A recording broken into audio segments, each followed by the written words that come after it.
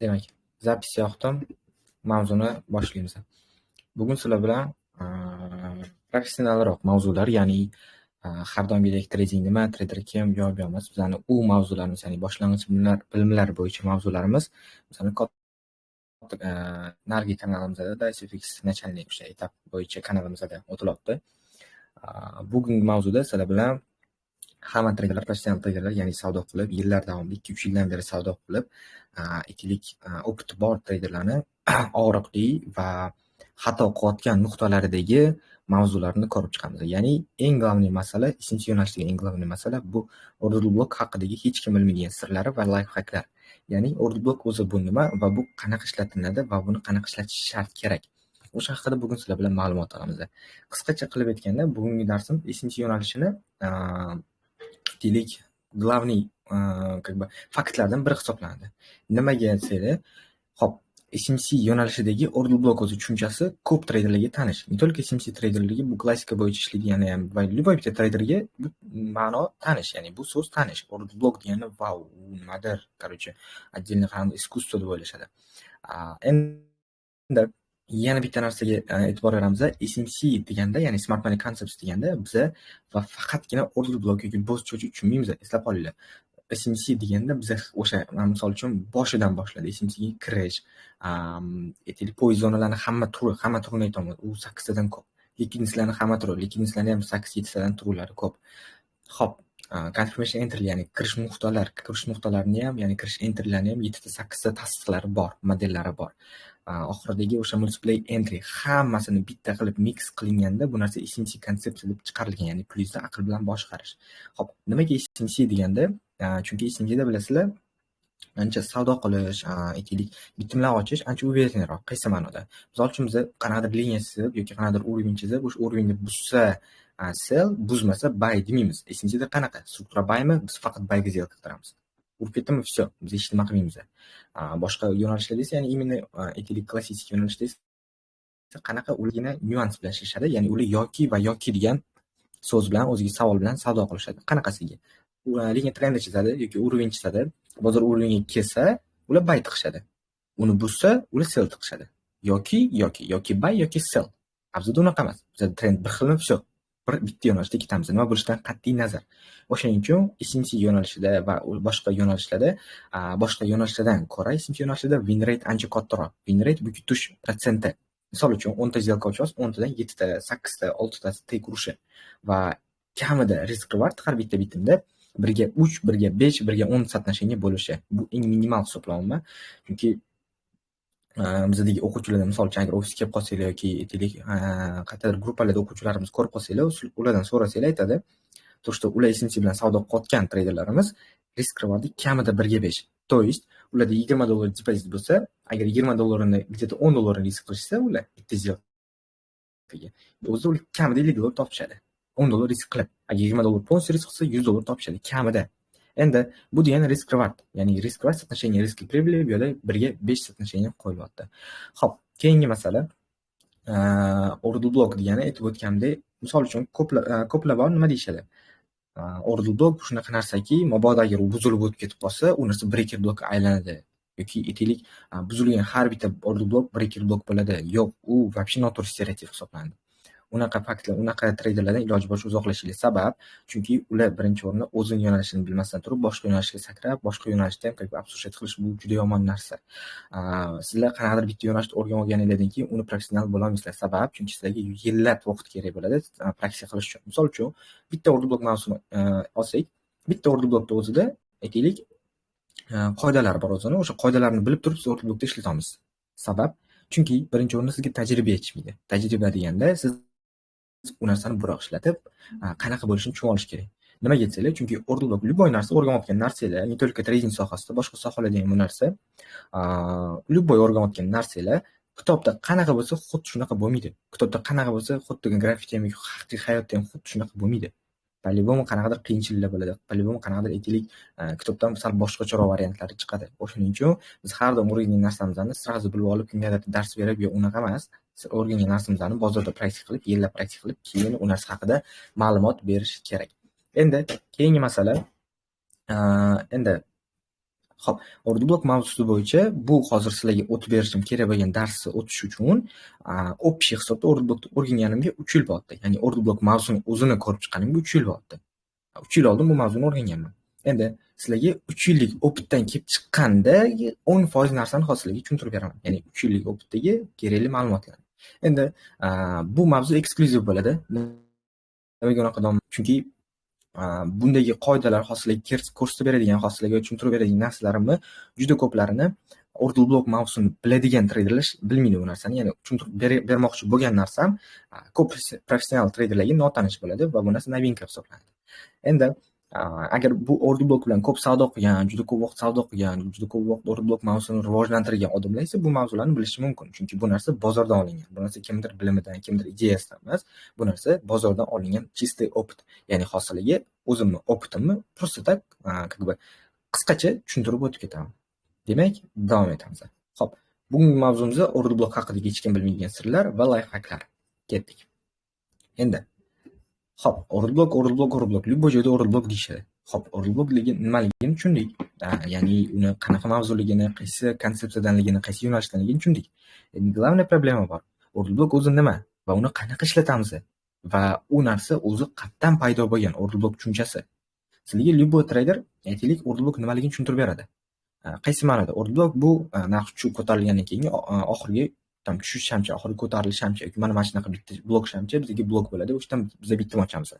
Xo'p, endi sizda savol bo'lishi mumkin. Ma'nosi qani? Ya'ni siz любой bitta ishni qilasiz, ishni qotganingizdan oldin siz обязательно ma'nosini so'raysiz. Misol uchun, biz o'zimizning o'quvchilarga aytamiz nimani? Zo'r primer bor, men sizlarga primer keltirib beraman. Xo'p, aytaylik, bitta telefon yoningizga, perfect telefon bor, legushka. O'shani qo'ydim yoningizga. Va o'sha telefonni qo'yganimdan keyin sizlarga aytaman. Sizga oylik summa beraman. Ya'ni, misol uchun oylik to'layman. Sabab, ya'ni hozir mana shu telefonda siz aytaylik, sizga pul beraman. Soatlikmi, endi kunlik summami beraman, mana shuncha summa beraman. Va sizning ishingiz nima bo'lishi kerak? O'sha telefonni ko'tarib bitta tarafdan ikkinchi tarafga olib o'tish. Bo'ldi. Ishingiz shu. Hech qanaqa qiyinchilik yo'q. Endi siz o'sha ishni qilasiz. Sizga pul to'lanadi, yana qilasiz, qilaverasiz, pul to'lanadi. Lekin savremen, ya'ni vaqt o'tgandan keyin u qilayotgan ishingiz smysli yo'qoladi, ya'ni ma'nosi yo'qoladi. Nima uchun? Chunki siz u ishni tushunmasdan qolasiz. Ertaga o'sha erinishni boshlaysiz. Aytaylik, bir kundan keyin o'sha siz erinishni boshlaysiz. 2 kundan keyin o'sha siz qilmay qo'yasiz. Aytaylik, kimgadir qildirishni boshlaysiz yoki shunaqa ishlar paydo bo'ladi. Sizlarga primer tariqasida keltiraman, чтобы tezroq tushunishinglar uchun. Endi siz ma'nosini tushunmaganingiz uchun bu yerda ishlatishni, qilayotgan ishingizdan smysli yo'q, qilayotgan ishingizga mehringiz yo'q. O'shaning uchun qilayotgan ishingiz nekачественный, ya'ni качество yo'q bu yerda. Endi sizga aytaman nimani? Mana shu telefon juda qadrli telefon bizga va bu telefon narxi umuman belgilanmagan. Nima uchun desangiz, chunki bu telefonning ichidagi aytaylik qanaqadir chip bor va o'sha chip hech qayerga qo'yilmaydi. Ya'ni u telefonni boshqa telefonga o'tib bo'lmaydi, chunki buziladi va o'sha telefonga imенно aytaylik ertaga yoki bir haftaning ichida bitta dona zvonok kelishi kerak va o'sha zvonokni o'zida примерно aytaylik 10 million dollarlik bitim, ya'ni 10 million dollarlik сделка hal qilinadi. Ish, ya'ni biznes bo'yicha aytaylik 10 million dollarlik сделка hal qilinadi. Siz уже tushundingiz bu narsani. Всё, demak, sizda maqsad bor, ya'ni ma'no bor. Siz qaysi ma'no bilan ishlaysiz? Ya'ni qaysi ma'no bilan aytgan vazifani qilasiz? To, что bu telefonga zvonok keladi va o'sha zvonokni ko'tarish shart. Nimaga telefonni havodan u yoqdan olib o'taman degan savolingizga javob. Chunki bu telefon shunaqa chipi bor. U chipni agar siz telefonda где-то bir qimillatib turmasangiz, aytaylik, u chip buzilib qoladi yoki chip ishlamay qoladi. Va o'shaning uchun sizga mana shu vazifa belgilanyapti va o'shaning uchun sizga mana shunaqa summa belgilanyapti. Endi siz o'zi tushundingiz maqsadda, siz o'zi ma'noni tushundingiz. Endi siz nima qilasiz? Bu ishni tushunib qilasiz va bu ishga mehringiz oshadi. Chunki siz o'zi ma'nosini bilasiz. Endi nimaga bu primerni keltirdim? Chunki bizdagi ko'p treyderlar, professional treydermi endi novichok treyderlarmi, любой bitta mavzuni o'rganadi, aytaylik, xohlagan mavzusini, Fibonacci boshqasimi, u yo'q, lekin ulardan ma'nosi haqida so'rasangiz nimaligini bilmaydi. Misol uchun, OrderBlock o'rganganlar bor oramizda, почти 70% OrderBlock nimaligini bilamiz va uni qanaqa ishlatishni ham bilamiz. Endi lekin 70% dan kamida yarminglar umuman buni nimaligini va nima maqsadda o'zi paydo bo'ladi. Ya'ni OrderBlock o'zi qanaqa bo'ladi, nima uchun bo'ladi? To'g'ri ishlatish tushundik, qayerdan topishni bilamiz. Endi u o'zi nima maqsaddan bo'ladi? Maqsadi nima Worldbookda? O'sha narsani hech kim o'zingizga savol bermaysizlar.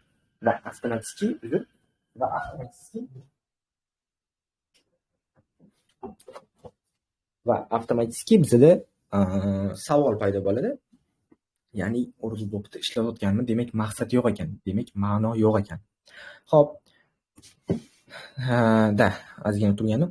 Xo'p, demak, endi bizlar nima qilishimiz kerak? Worldbook o'zi nima? O'shani biz ham ma'nosini bilamiz. Agar hozirlarga sirazi Worldbookda qoidalarini, aytaylik, Worldbook nimaligini, Worldbook qatni topish, qatni aniqlashlarni tushuntirib o'tib ketsam, sizlar keyingi safar paylibomi Worldbookda ishlatishni bilmaysizlar. Chunki buni ma'nosini nimaligini tushunmayapsizlar. Nima sababdan paydo bo'layotganini tushunmayapsizlar. O'sha sababdan sizlar Worldbook haqida umuman ma'lumotga ega bo'lmasligingiz mumkin. Demak, bugungi mavzumiz Worldbook. Worldbook o'zi bu nima?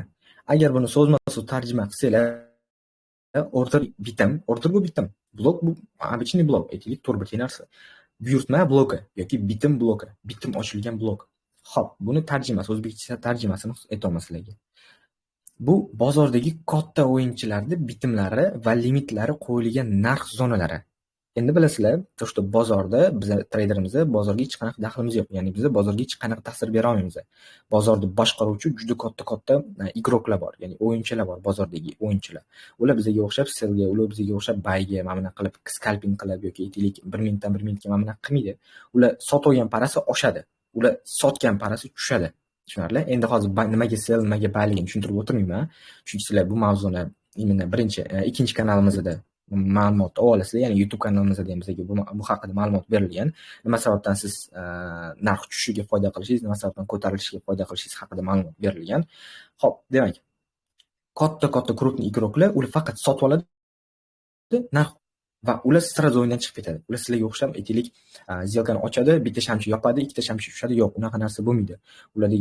Ulardagi vaziyat, misol uchun, hammamiz kino ko'rganmiz, hammamiz trade sohasiga qiziqamiz, hammamiz motivatsiya olish uchun har xil kinolar ko'ramiz. Bu haqida kinolar juda ko'p. Misol uchun, Игра на понижение degan kino bor. U kinoda ham misol uchun narx tushishiga ular daromad qilishadi yoki bitta katta krupni объемni sotib oladi, shu narx oqiga sotadi va narx sразу oqib ketadi, ular sразу o'yindan chiqib ketadi. Yoki deylik boshqa filmlarimiz bor. Ya'ni haqiqiy hayotdan, haqiqiy istoriyadan olingan, ssenariy qilingan filmlarimiz ham bor. O'sha filmlarni ko'rsanglar ham bu sohalar haqida ozgina muhabbatinglar oshadi. Endi aytdim sizlarga, bu yerdagi katta o'yinchilar bular kimlar? Bular birinchi o'rinda, eslab qolinglar, bularning spiski bor. Bu birinchi o'rinda bu banklar, ya'ni markaziy banklar. Butun bozorni boshqaruvchi markaziy banklar. Har bitta davlatda o'zining markaziy banki bor. Misol uchun O'zbekistonda markaziy bank bor, boshqa joyda markaziy bank bor. Bank boshqa banklarga pul tarqatadi va o'sha pulni, ya'ni pul обмен qiladi va o'sha pulni markaziy bank birjadan sotib oladi, ya'ni Forex birjasidan olib chiqadi. Xo'p, endi buni daskanalni sizlarga tushuntirmayman, chunki hozir vaqtimiz yetak kam. Endi markaziy banklar, ikkinchi igroklar, markaziy banklardan keyingi igroklar bular hedge fondlar yoki qanaqadir fondoviy rinoklar. Bularni bozorga daxli bor, ya'ni bular bozorni bemalol boshqara oladi. Boshqara oladi degani bozor harakatini qimmatga olib, tillarni 4 mingga chiqarib olib, yo'q, unaqa bo'lmaydi. Prosta tak, aytaylik, bir qanaqa katta summa bilan kirilsa, shunaqa katta объем bo'lishi mumkin. Aytaylik, bayga kirdimi, shu bayga shunaqa katta shamcha ortadi. Selga kirdimi, selga shunaqa katta shamcha bilan tushadi. Endi hedge fondlar, aytdim sizlarga, fondoviy rinoklar, aytaylik, bu yerga brokerlar ham daxli bor. Brokerlar qanaqa daxli bor? Bir xil brokerlar o'zi bozorda savdo qiladi va keyingilar bular kitlar. Ya'ni hammamiz bilgan kitlar market makerlar hisoblanadi. Ya'ni ular kattaroq объем bilan bozorga kiradi va ular sразу chiqib ketadi. Endi nimaga biz treyderlar bozorga kira olmaymiz? Ya'ni bozorga kirsak ham, misol uchun $1 million bilan bayga zelka qo'ysangiz, bitta shamcha tepaga otmaydi, chunki bizlar bilasizlar, to'g'ridan-to'g'ri hech qanaqa litsenziyamiz yo'q. Ya'ni birja bilan, imенно Forex birjasida litsenziyamiz yo'q. Litsenziya kimda bor? Brokerlarda bor. Biz через broker ishlaganimiz uchun biz bozorga hech qanaqa imенно ta'sir bera olmaymiz. Endi u patomga mavzu, ya'ni u narsa bizning ba'zi bilimlarga berilayotgan mavzular. Xo'p, maqsadga qaytamiz. Endi krupniy katta Worldbook bu bozordagi katta o'yinchilarni bitimlari yoki limitlari qo'yilgan narx zonalari, ya'ni ularning bitimlari yotgan joy, yotgan zonalar hisoblanadi. Xo'p, qanaqa bitimlar? Krupniy igrok o'zi qanaqa savdo qiladi? Ular qanaqadir объем, ya'ni summa bilan bozorga kiradi. Misol uchun aytaylik, tilla $10 million bilan tilla kiradi. Endi bu minimal hisoblaymiz. Ya'ni bu narsa aytaylik realniy statistika emas, bu realniy sonlar emas. Prosta sizlarni tushunishingiz uchun bu sonlarni hozir yaratdim. $10 million summa bilan tillaga kirdi va tillani sразу sotib olsa, ular bitta joydan, ya'ni narxni bitta joydan sota olmaydi. Sabab, chunki aytdim sizlarga, ularning ishlash uslubi bizanikiga o'xshab buy sell qilmaydi ular. Ya'ni ular buy chiqib ozgina shamcha sell, keyin analiz bilan sell, analiz bilan buy. Yo'q, ular unaqa bo'lmaydi. Ular sotib oladi, narx otadi. Ular sotadi, narx tushadi. Demak, ular katta summa bilan, ya'ni $10 million bilan tillani, xos tillani $2 ming narx, ya'ni mana bu qizil chiziq bu tillani $2 ming narxi. Bilasizlar, tillani $2 ming narxi bu gram emas, bu kilogram emas, aytaylik bu qanaqadir litrda emas, bu narsa unsiyada hisoblanadi. Ya'ni tillani bir unsiyasi, hozir misol uchun aytaylik, hozirgi vaziyatda endi 3 mingdan ozgina oshdi. Bu narsa esa, ya'ni primyerni sonini keltiraman, $2 ming, ya'ni bir unsiyasi uchun $2 ming. Ma'lumot uchun bir unsiya degani bu 31 gram hisoblanadi. Unsiya bu tillani o'zini o'lchov birligi. Поэтому bu ma'lumotlarni ham bilinglar. Xo'p, endi $10 million bilan kirdi, bayga kirdi. Sizlarga hozir tushuntirayotgan narsam bu order block hosil bo'lishining maqsadi, ma'nosi, ya'ni qayerdan kelyapti degan savolga javob. $10 million bilan ular bay kirdi, ular hech qachon narx bitta $10 million bilan sira sotib olsa narx sira otmaydi. Sabab, chunki bozor ulgurmay, ya'ni ular bitim ochib ulgurmay qoladi. Ular mana bitta $10 million emasda, ular mana bitta $10 million bitim ochsa, birinchi 3 millioniga mana bitta ochiladi, ikkinchi 3 millioniga sal teparoqdan ochiladi, keyingi 4 millioniga mana bitta ochiladi. Sabab, chunki ular katta summa bilan sotib oldimi, narx sira tepaga o'tadi. Ya'ni narx sira tepaga skachok beradi. Xo'p, все, uni puli qolmadi, ya'ni $4 million puli qolmadi, tugadi. Mana bitta $10 million zakupach qildi. Sal pastroqdan, o'rtaroqdan eng tepasini zakupach qildi. Endi narx yana o'tavorishiga yoki tushib ketishiga qanaqadir sababimiz bormi? Albatta bor. Ya'ni katta krupniy kapital mana bitta kirdimi o'zim summasi bilan, ya'ni mana narx 2 mingdamidi, narx 2 mingdan tepaga kirdi, to'g'rimi? Bayga kirdi. Xo'p, narx uni puli qolmadi, tepasida qolmadi, narx sразу обратно oqib ketadi. Qayerdan ko'tarilgan bo'lsa, xuddi shu narxga tushib oladi. Aytaylik, yengilliklarimiz, fundamentalimiz. Bilsangiz 80%, 90% yengilliklar qanaqa bo'ladi? Narx bitta tarafga harakatlanadi, обратный 3-4 barobar движение harakat qiladi. Misol uchun, bayga 10 punkt otdimi, narx bayga otganiga yengillik chiqqandan keyin sразу o'sha kunda o'zida 2-3 barobar selga, ya'ni 30-40 punkt selga oqib ketadi. Sabab, chunki aytib o'tganimdek, mana bu ob'yom. Ya'ni bayga otdi, все. Mana bitta, mana $10 million ga sotib olgan katta krupniy kit, aytaylik market maker, 3 million mana bunaqa imенно depoziti mana bunaqa bo'linib sotib olinadi. Buni sababini tushuntirdim. Chunki ular imенно u mana bitta zelka ochishga ulgurmay qoladi. U sразу $10 million mana bitta ochsa, hamma 10 millioniga mana bitta sotib ololmaydi. Bu bo'lib tepada zadержка bilan. Misol uchun, zadержка bilan deyman, qanaqasiga? Aytaylik, Newspaytni sizlar bilasizlar, Newspayt savdo qilib ko'rganlar biladi. Newspaytni zelka ochsangiz qanaqa ochiladi bilasizlarmi? Zelka ochasiz, sal teparoqda ochiladi. Zelka ochasiz, sal pastroqda ochiladi. Yangi zadержка bilan. Chunki narx tez harakat qiladi. Bu yerda ham xuddi shunaqa. Narx tez harakat qilgani uchun, bu yerda ham zadержка bo'lgani uchun katta zadержкада mana bunaqa ob'yomda sotib olinadi. Endi sotib olinib, все, mana bitta uni puli qolmadi, narx obratni yana qaytadi. Sabab, chunki u kirdi nima, bozorga kirmadi nima. Xuddi shunaqa situatsiya, ya'ni uni puli bor edi, tugadi, qaytib ketdi. Endi u aqlini ishlatib mana bitta sotsa bo'lmasmi desangiz, birinchi o'rinda u mana bitta sotishga ulgurmaydi, ya'ni sotib olgan tovarini sotishga ulgurmaydi. Ikkinchi o'rinda ulgurgan taqdirda ham bu mana bu eng katta pribul turibdi. Mana bu o'rtancha pribul, mana bu вообще kam pribul turibdi. Bu imенно katta market maker va krupniy kitlarga qaratilganda juda ahmoqona fikr bo'ladi. Va bu uslubimiz juda yomon hisoblanadi ular uchun. Endi ular ahmoq odam emas, ular shunaqa katta kapital boshqaradi. Katta kapital bilan shunaqa harakat qildiradi bozorni.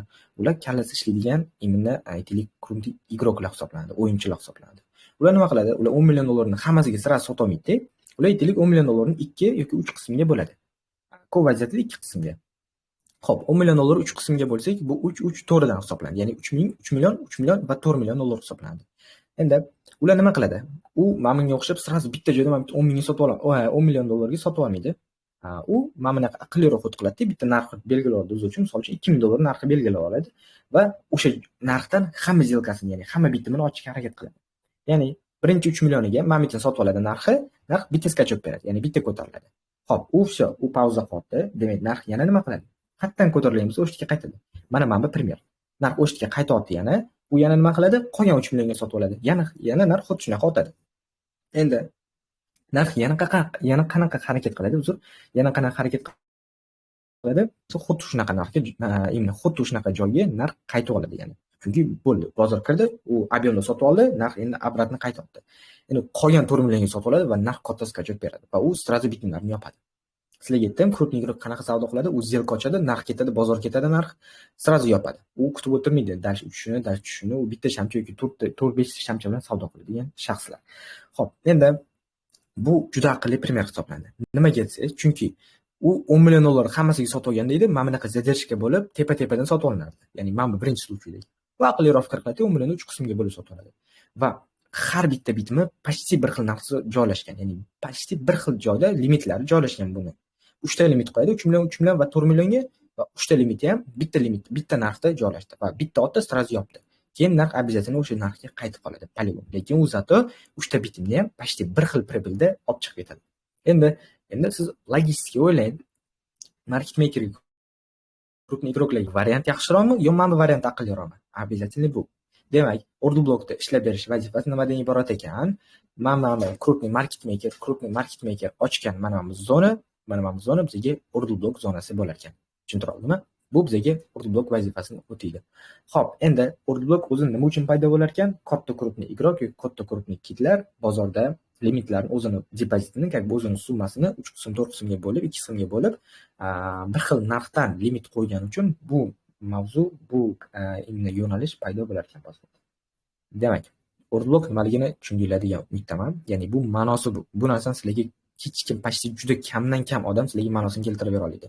Любой SMC trader yoki любой mana shu yo'nalishda savdo qiluvchi trader order blok nimaligini qanaqa ishlatishni biladi, lekin uni ma'nosini bilmaydi. Chunki u o'zini yo'nalishida hali opiti kam bo'ladi yoki o'zini yo'nalishiga izlanishda umuman to'xtab qolgan inson bo'ladi. Demak, mavzuni yopamiz. Order blok nimaligini ma'nosini tushundingda, keyingi narsa bu order blok qatdan va qanaqa paydo bo'lishi, hosil bo'lishini sizlarga tushuntiraman. Demak, order blokda eslab qolinglar, 3 ta qoidasiz umuman ishlatish mumkin emas. Ya'ni 3 ta qoidasi bor.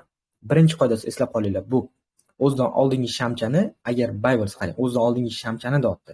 Ya'ni qaysi shamchani olayotgan bo'lsak, o'zidan oldingi shamchani agar narximiz buy bo'lsa, ya'ni biz agar mana bu bitta narx seldan buyga o'zgarayotgan bo'lsa, o'zidan oldingi shamchani minimumni yechish kerak. Agar sell bo'lsa, ya'ni narx tepadan pastga oqayotgan bo'lsa, ya'ni biz sellga order blok qidirayotgan bo'lsak, o'zidan oldingi shamchani maksimumni yechgan bo'lishi shart. Endi sizlarga savol, ko'plar biladi, to'shto bu mavzu, ya'ni bu qoidasini o'zidan oldingi shamchani yechish kerak, lekin nima uchunligini bilmaydi. Chunki o'zidan oldingi shamchani mana bitta yechgan payti, ya'ni mana bitta soyasini yechgan payti bu soya как likvidность sifatida o'taladi. Va mana bu yechganning hisobiga bozorda mana bitta likvidность qolmaydi. Bilasizlar, bozor yurg'izadigan narsa bu order bloklar emas. Bozor yurg'izadigan, harakatlantiradigan narsa bu likvidность hisoblanadi. Strategiya yo'q, eslab qolinglar. Просто bozorda harakatiga qarab, likvidностьlarni yechish, likvidностьlarni tozalashiga qarab, yaratilgan bitta qanaqadir aytaylik, yo'nalishlariga qarab, ayrim bir strategiyalar, win rate'li strategiyalar bo'lishi mumkin. Endi xo'p, demak, birinchi qoidasi nima sababdan bizga kerak ekan? Chunki bozor order blok tepasida hech qanaqa likvid qoldirmagan bo'lishi kerak. Sabab, agar o'zidan oldingi shamchani yechmagan bo'lsa, bu yerda likvid qolgan bo'ladi va bozor buni yechishga majbur bo'lib qoladi. Agar bunda soyani yechgan bo'lsa va bu yerda likvid qolmaydi va bozor juda ko'p vaziyatlarda order blokdan sellga reaksiya oladi. Keyingi masala, bu birinchi qoidamiz. O'zidan oldingi shamchani agar narximiz buy bo'lsa, minimumni yechgan bo'lishi kerak, agar narximiz sell bo'lsa, maksimumni yechgan bo'lishi shart. Keyingisi, ikkinchi qoidasi. Undan keyin imbalans bo'lishi shart. Bu ikkinchi qoidasi. Bu nimaga qaranglar, yaxshilab e'tibor beringlar. Nimaga imbalans bo'lishi shart deyman? Chunki imbalans o'zini vazifasi nimadan iborat? Buni o'zi nimaga imbalans? Bu narx orasidagi bo'shliq, ya'ni shamchalar orasidagi bo'shliq va bozor u bo'shliqni to'ldirishi shart. Demak, bu bizga hisoblanadi, ya'ni order block ham imbalans ham bizga poizon hisoblanadi, point of interest hisoblanadi. Xo'p, endi point of interest degan bu narx qiziqtirayotgan, ya'ni narxda qiziqtirayotgan zonalar hisoblanadi. Endi imbalans bor va order block bormi, demak bozor qiziqishi ancha ortadi. 2 barobar qiziqish bo'ladi. Agar u yerda imbalans bo'lmasa, bozor unga qiziqmasligi mumkin. O'sha sababdan bu yerda imbalans bo'lishi shart. Bozor imbalansni yechib, keyin order blockdan reaksiya olish ehtimoli juda yuqori hisoblanadi. Xo'p, birinchi qoidasini tushundinglar, ikkinchi qoidasini ham tushundinglar va uchinchi qoidasini eslab qolinglar. Narx kelib tegmagan bo'lishi kerak. Uchinchi qoidasida bitta narsaga e'tibor berishingizni xohlayman, nimani? Xo'p, har bitta qoidada, ya'ni birinchi va ikkinchi qoidada biz nimani upomeniz qildik? Bo'lishi shart. Uchinchi qoidada esa bo'lishi kerak. Xo'p, nimaga bu yerga bo'lishi shart deb yozilmagan?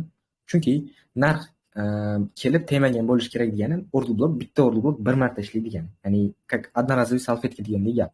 Ya'ni bitta order blokimiz bir marta ishlaydi. Endi bozor shunaqa vaziyatlar bor, 2-3 marta ishlagan vaziyatlar ham bo'lishi mumkin. Aytib o'tganimiz shu krupniy kapital 2-3 marta 2-3 martaga 2-3 qismga, to есть o'zini kapitalini, o'zini summasini bo'lgan vaziyatlar ham bo'lib qolishi mumkin. Endi nimaga 3-qoidasi narx hali umuman tegmagan bo'lishiga order blokka deyilyapti, ya'ni svejiy turgan bo'lishi kerak deyilyapti. Chunki agar narx order blokka kelib tegib reaksiya olgan bo'lsa, narx razворот olayotgan payt biz yana order blokdan kirishimiz riskovniy bo'lib qoladi. Sabab chunki narx qaytayotgani balkim o'sha order blokni yetishga qaytayotgandir. Va 70-80% vaziyatda narx bir marta order blokdan reaksiya oldimi, ikkinchi marta qaytayotganda uni yetishga harakat qiladi. Chunki uni уже bozorga likvidность bo'ladi. Qattan likvidность bo'lsa, chunki siz u yerdan уже сделка ochdingiz, ya'ni siz ulgurmadingiz, lekin boshqa order blokda biladigan treyderlar u yerdan сделка ochdi, u yerdan именно игрокlar u yerdan bitim ochdi. Bu не только трейдерlar bu yerdan, игрокlar dormi? Игрокlar bu yerdan сделка ochdi yoki stop loss qo'ydi va bozor uni обязательно yetishi shart. Endi sizlar bu narsani tushundinglar. Ya'ni 3 qoidasini tushundinglar. Xo'p, mana bu narximiz selldan buyga o'zgarayotgan payt biz buyga order blok qidiramiz. Ya'ni buyga сделка ochish uchun buyga order blok qidiramiz. Xo'p, bu vaziyatda bizning birinchi qoidamiz agar narximiz buy bo'lsa degan narsani ishlatamiz. Ya'ni o'zining oldingi shamchani minimumga yetgan bo'lishi kerak shart. Birinchi qoidasi bu. Endi yana bitta narsani eslab qolinglar. Order blokda 3 qoidasi bor va 3 qoidasi ketma-ket kelishi kerak. Ya'ni siz birinchi xohlasangiz 3-qoidasini topib, keyin ikkini topib, keyin birini topolmaysiz. Ketma-ket bo'lishi kerak. Xo'p, birinchi o'zining oldingi shamchani minimumga yetgan. Ya'ni mana bu shamcha yashil, mana buni o'zining oldingi shamchani minimumga yetdi. Minimum degani tanasi emas, soyasi hisoblanadi. Agar soya bo'lmasa tanasini. Xo'p, minimumga yechildi, все. Birinchi qoidasi bizda bor. Endi ikkinchi qoidasiga o'tamiz. Undan keyin imbalans bo'lishi shart. Mana bu shamchani olamiz. Imbalans bu birinchi shamchani maksimum va uchinchi shamchani minimum hisoblanadi. Xo'p, bu yerda imbalans bor. Ikkinchi qoidasi ham bizda bor. Uchinchi qoidasi narx umuman tegmagan bo'lish, ya'ni narx hali bu yerga kelib tegmagan. Va bu order blok bizga aktualni hisoblanadi. Eslab qolinglar, bu buy. Ya'ni sellga xuddi shuni nabarat. Ya'ni unga o'z oldingi shamchani maksimumga yetgan bo'lishi kerak, undan keyin imbalans bo'lishi kerak va narx qaytib o'sha order blokdan sellga reaksiya olish kerak. Endi bu mavzuni именно hozir o'tishim uchun как бы уже bu mavzu o'tish uchun как бы слишком низкий уровень hisoblanadi. Xo'p, ovozingiz kelmayapti deb yozayotganlar bor ekan. Ovozim qanchalik darajada to'g'ri eshitilyapti? Shunda yozib o'rsanglar yaxshi bo'lardi. Ovozim yaxshi eshitilyapti? Ovozim bilmayman endi, juda zo'r eshitilyapti по-любому, chunki MacBookdaman. Bilasizlar, MacBook eng katta, eng zo'r o'zini dinamikasi bilan o'zi keng tarqalgan bu narsa. Ashula qo'ysam, nimadir qo'ysam, почти bir kolonkani ovozi bir xil keladi. O'shaning uchun ovoz taraflama hech qanaqa kачество bo'lmaydi deb o'ylayman. Endi bu ovozim bormayotgan odamlarga zapisi bo'ladi по-любому, uni o'ylamanglar. Xo'p, bu o'zinglarni bo'lmaylar. Demak, bu order blokni aniqlashda 3 qoidasi. Sizlar uchun chizib, sizlar uchun mana bunaqa grafiklarda как бы realniy shamchalar bilan chizib ko'rsatib berdim mana bu narsani. Hozir sizlarga endi bu narsani tushuntirib berdim. Ya'ni qanaqa aniqlash tushuntirib berdim. Hozir grafikga o'tib ham bu narsani praktika qilamiz. Xo'p, qanaqa kirishlarni hozir imенно savol javob qilib o'taman. Endi tushundik, ya'ni qoidalari qanaqa aniqlash, buni даже order blok bo'yicha любой, mana YouTube'ga yozsangiz chiqadi. Bu narsani o'ylab qarasiz. Lekin bitta narsa bor, nima? Hali hozirgi yozayotgan videomniqi hali eksklyuziv ko'rganim yo'q, hech qayerda chiqadi. Chunki bizda aytib o'tgandek, bu birinchi o'rinda buni ma'nosi bor va ikkinchi o'rinda просто tak tushuntirish bilan, просто ishlatish bilan o'tib ketamiz. Biz eng kerakli narsa, ya'ni order blok bilan savdo qilishdagi xatolarni ko'rib chiqamiz. Va bu narsani hali hech kim olib chiqmagan. Kim olib chiqa oladi? Kim bu order blok bilan juda ko'p yil yoki juda ko'p vaqt savdo qilsa va o'sha общий yig'gan savdosidan xulosa chiqarsa. Demak, order blok qilishdagi xatolar. Eslab qolinglar, 3 ta xato bor. Zapis masalasiga zapisni kanalga tashlab qo'yaman, iltimos xalaqit bermay turinglar. Xo'p, birinchi xato. Eslab qolinglar, trendga qarshi order blok topib savdo qilish. Sizlarga bitta narsani eslatib qo'ying, order blok bu aytib o'tgandek katta krupniy igroklarni bitimlari yotgan zona, demak bozor uni reaksiya olish ehtimolligi 90-95% hisoblanadi. Ya'ni любой order blokdan bozor reaksiya oladi. Просто keyingi savol bor. Qanchalik o'sha order blokdan baga oshib ketadi yoki qanchalik narx tushib ketib qoladi order blokdan degan savol bor. Xo'p, любой order blok bozorda ishlab beradi. Даже ozgina reaksiya olib beradi. Ya'ni order blokdan reaksiya olib beradi. Xo'p, qaysi order blok ishlamasligi mumkin? Ya'ni ozgina reaksiya oladi по-любому, lekin urib ketish ehtimoli yuqori. Qaysi order blok? Bu trendga qarshi topilgan order blok. Xo'p, bu xato juda ko'p vaziyatlarda stop loss urishi bilan tugaydi. Trendga qarshi o'rin blokda narx reaksiya oladi doimo, ya'ni ozgina yurib beradi. Nima uchun yurib beradi? Chunki bu treyderlarni sellga сделка ochish yoki buyga сделка ochish uchun bu undab qo'yadi bu narsani. Ularda shunaqa fikr bor, analiz bilan ishlamaydi, analiz qilib qo'yadi, analizdan ozgina yurib ketdimi, analizdan qolib ketmaydi, bitim ochaveradi va bu juda katta xato hisoblanadi. Ya'ni bitimdan qolib ketmaydi deb savdo qilish bu juda noaniqlik va iloji boricha bunaqa savdo qilmaslik kerak. Xo'p, trendga qarshi o'rin blokda narx reaksiya oladi, lekin baribir urib ketadi. Chunki bu o'rin blok bizga trap hisoblanadi. Bu SMT hisoblanadi, trap hisoblanadi. Xo'p, bu smart money texnik emas, bu smart money trap hisoblanadi. Adashtirmanglar. Endi bu mana bu chiziqlar bilan sizlarga ko'rsatib beraman. Tepada boz, ya'ni bozor bosqichi yechish kerak, chunki bu strukturniy maksimum hisoblanadi. Narx razvorot oldi, sabab chunki mana shu maksimum yechaman deb siz bu yerdan sellga o'rin blok, ideal o'rin blok topsangiz ham bozor ozgina reaksiya olishi mumkin, lekin baribir urib ketish ehtimoli katta. O'shaning uchun trendga qarshi o'rin blok topib savdo qilishdagi xatolarni ishlatmaslikni maslahat beraman. Keyingi ikkinchi xatomiz bu hozir bu top 3 ta xatoni hisoblab chiqamiz-da. Bu asosiy xatolar emas bu. Bu именно top 3 ta xato. Hali bundan ham ko'p variantlari bor. Qachonki bozorda ko'p savdo qilsangiz bu xatolarni sekinlik yig'ib boraverasiz. Ikkinchi xato o'rin blokka narx impuls bilan harakat kelsa, ya'ni harakat bo'lsa, impuls bilan narx kelsa, bu o'rin blokda umuman savdo qilmanglar. Sabab chunki narx impuls bilan kelgan payt juda ko'p vaziyatlarda o'rin blokda urib o'tib ketadi. Nimaga desanglar, chunki narx impuls bilan kelyaptimi, demak u likvidnost tozalashga kelyapti. O'shaning uchun iloji boricha umuman o'rin blok payti o'rin blokka kelgan payt impulsivniy harakatda iloji boricha savdo qilmasligimiz kerak. Xo'p, endi mana bu yashil shamchalar bo'lib qolgan, ya'ni bu ko'tarilish shamcha. Qanaqasiga biz o'rin blokni mana topib, narx nima chapga yuradimi degan savollarga javob yo'q. Bilasizlar, bozorda shamchalarning rangi, shakli umuman rol o'ynamaydi. Ya'ni o'rin blok bo'lish uchun shamchaning rangi, shakli umuman rol o'ynamaydi. Xo'p, ya'ni mana bu vaziyatda aytaylik, mana bu shamcha yashil emasda, xohlasa mana bu shamcha qizil bo'lib qolishi mumkin. Bu ham o'rin blok bo'ladi. Tushunarli? Главный qoida mana shu. Ya'ni o'rin blokni aniqlayotganimizda mana bu 3 ta qoidaga e'tibor beramiz, bo'ldi. Aytilma oxirgi yashil shamcha, oxirgi qizil shamcha bo'lishi kerak deb. O'shaning uchun bu yashil shamchani biz tushish shamchasi deb hisoblaymiz. Xo'p, narx o'rin blokka sellga kelyapti, yashil shamcha sellga kelyapti va o'rin blokda impuls bilan 3 ta shamcha impuls bilan harakat qilgani uchun katta shamchalar bilan, manipulyatsiyalar bilan bozor uni urib o'tib ketadi. Va bu ikkinchi xato hisoblanadi. Xo'p, agar narx o'rin blokka kuchli harakat bilan kelsa, bilingki, narx uni yechishga kelgan va yechmasdan umuman ketmaydi. Siz narxni qaytarishga umuman harakat qilmang, baribir foydasi yo'q. Bu ikkinchi xato hisoblanadi. Xo'p, uchinchi xato likvidnost bo'lib qolgan o'rin blokdan bitim ochish.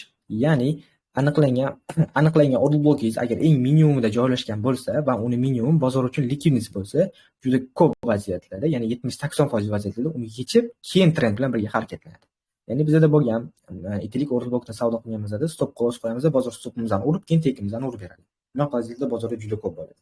Chunki sizni aniqlagan o'rin blokingiz bozor uchun juda ko'p vaziyatlarda likvidnost bo'lib qolgan bo'ladi. Buni eng zo'r yo'li kattaroq time frame o'tib, o'shdan aytaylik poyzon yoki o'shdan likvidnost qidirish va likvidnost tepasida hech qachon o'rin blok qidirib qo'ymanglar.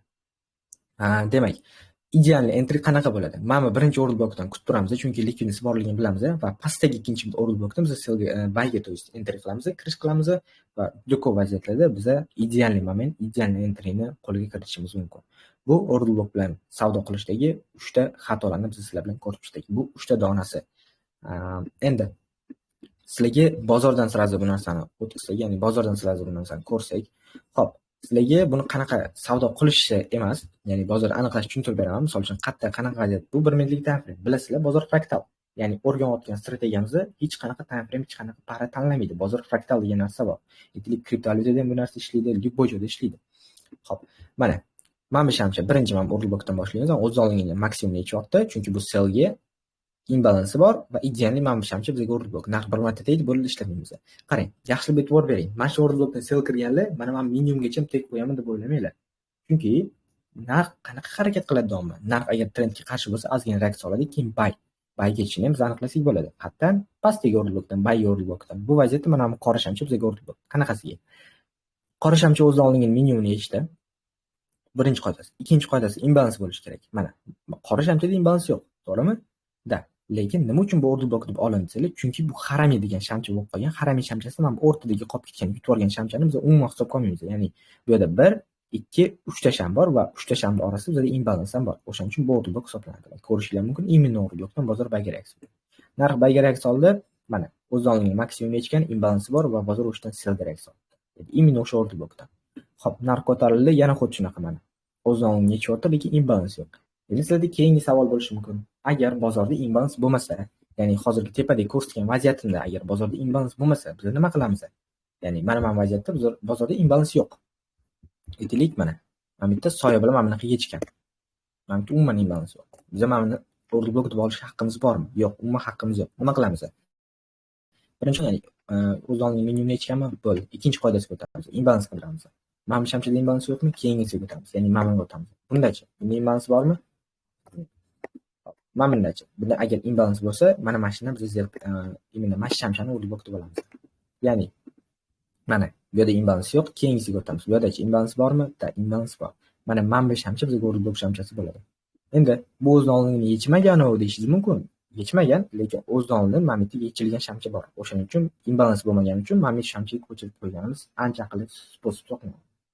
Xo'p, mana bu yerda ko'rishinglar mumkin. Bir ikkita primerlar. Mana. Xo'p, mana bu o'z o'rniga maksimum yechyapti, lekin bunda imbalans yo'q. Keyingi shamchaga o'tdik, imbalans bor va bir marta ham test qilmagan idealniy order block sell. Xo'p, narx sellga order blockdan sellga ketdi va endi buyga order block mana o'z o'rniga mana yechgan, bu yerda yaqinlashsa ko'ramiz va bu yerda imbalans ham bor, bozor o'shadan buyga qildi. Yana teparoqqa chiqamiz. O'z o'rniga maksimum yechyapti, imbalansdan bozor sellga, ya'ni order blockdan bozor sellga. O'z o'rniga yechyapti, yana xuddi shunaqa imbalans, yana sell, yana imbalans, yana order block, yana sell. Mana bunaqa primerlarni ko'rishingiz mumkin. Endi bu faqat yevro dollarda ko'ramiz desanglar, yo'q. Tillarda ham даже bir ikkita primerlarni hosiliga keltirib beradi. Xo'p, demak, o'zim aktivni savdo qilganim uchun bu yerda analizlar ko'p, bu narsaga e'tibor bermaysizlar, просто sizlarga tushunarliroq bo'lishi uchun mana bu yerda bir ikkita ideyalarni ko'rsatib beraman. Xo'p, mana bu ham даже mana qaranglar. Mana bozor mana bu yerdan buyga reaksiya oldi, mana bu yerdan bozor buyga reaksiya oldi. Qayerdan reaksiya olsanglar, order block o'zi qaysi shamcha bo'ladi? O'zi qoidasi bo'yicha. Mana bu shamcha bo'lishi kerak. Lekin bozor unga kelmadi. Bozor mana bu yerdan tepadan reaksiya oldi. Xo'p, order blockning endi qoidasini ko'ramiz. Mana o'z o'rnini mana bu yechgan, bu doji shamcha hisoblanadi. O'z o'rnini minimumni yechdi, lekin imbalans bo'lmagani uchun keyingi shamchaga ko'chirdim. Imbalans bo'lmagani uchun yana keyingisiga ko'chirdim. Bu yerda imbalans bo'lgani uchun mana shamcha bizga order block bo'ldi. Va imенно o'sha order blockdan bozor qarang. Tak, tillarda bozor 13 punkt, ya'ni 130 pips reaksiya buyga olib bergan. Xo'p, buyga bitta olib berdim, bo'ldi. Ikkinchi marta ishlatmaylar deganim sababi mana narx ikkinchi marta kelayotgan payt uni yechishga harakat qildi.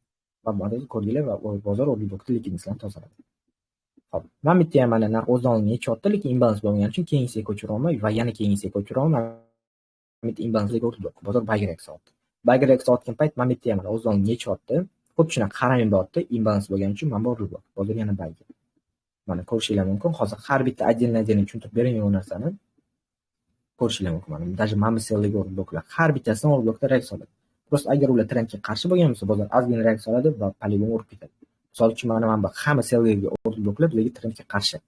Va ko'rishinglar mumkin, ozgina reaksiyalar bo'lgan, lekin agar uni uzoqroq muddat tushirsangiz, полигон stop uradi. Chunki struktura buy.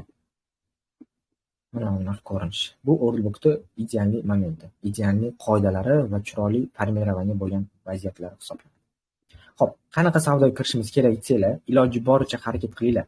Order blockda 0.5 dan savdoga kirishga.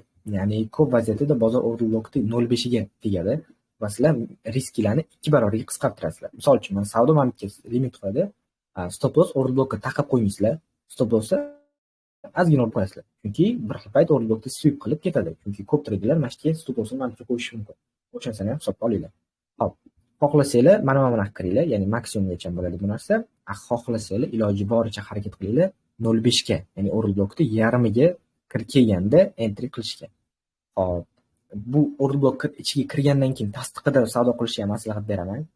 Birinchisi bu aytaylik kichikroq time frame o'tib olib, bu confirmation entry mavzusi bo'yicha mavzularni ishlatib foydalanib sizlar savdo qilsanglar bo'ladi bemalol.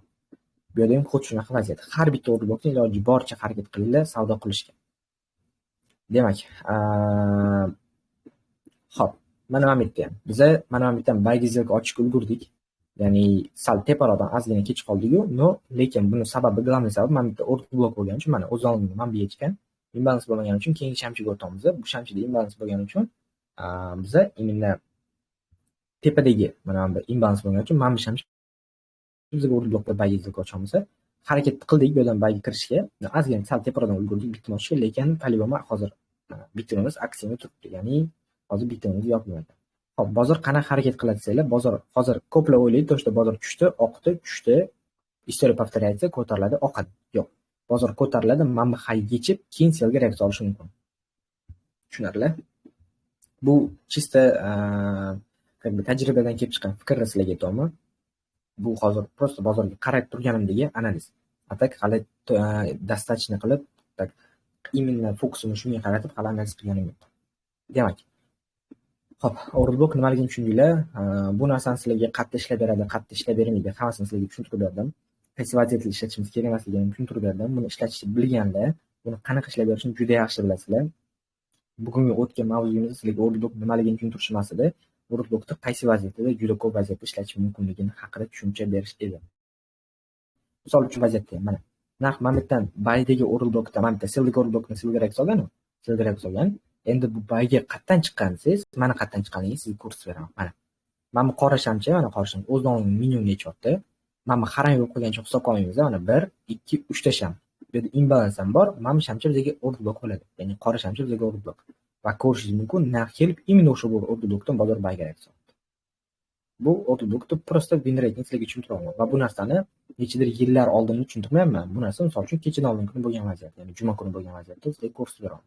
Bozorda bu narsa любой time frame ishlab beradi. Xoh, aytaylik 1 kunlik bo'lsin, xoh 1 haftalik bo'lsin, 1 minutlik bo'lsin. Sizlarga primerlar keltirib berdim. Tillarda sizlarga 15 minutlikda ko'rsatib berdim. Yevro yuzida sizlarga 1 minutlikda vaziyatlarni tushuntirib berdim. Endi главный narsa nimada? Buni qanaqa qilib savdo qilishimiz mumkin desanglar, ko'pincha vaziyatda iloji boricha harakat qilinglar. Buni praktika qilishga va не только praktikaga, но и praktika qilayotgan payt bitim ochishga ham harakat qilinglar. Chunki bitimda gap juda katta. Bitim ochmasangiz umuman foydasi bo'lmaydi. O'sha sababdan harakat qiling, zelkalarni ham amalga oshirishga, bitimlarni ham amalga oshirishga harakat qiling. Demak, bugun sizlar bilan o'rnblock mavzusini ko'rib chiqqandik. O'rnblock bo'yicha hamma narsani, kerak narsani tushuntirdim. Именно основной bu narsa sizlarga aytgandek eksklyuziv, ya'ni bu narsa hech qayerda yo'q, bu haqida ma'lumotlar. Bu chista opitdan, bu chista bozorda o'zidan, bozor xarakteridan kelib chiqqan narsalarni sizlarga primer qilib keltirdim va bu narsani o'zim осознавать qilgan narsalarimni sizlarga tushunishingiz uchun как бы darslik sifatida tayyorlab berdim. Xo'p, demak, mavzuimiz tugadi. Hozir shunga efirni o'chiraman, zapisni o'chiraman va sizlar bilan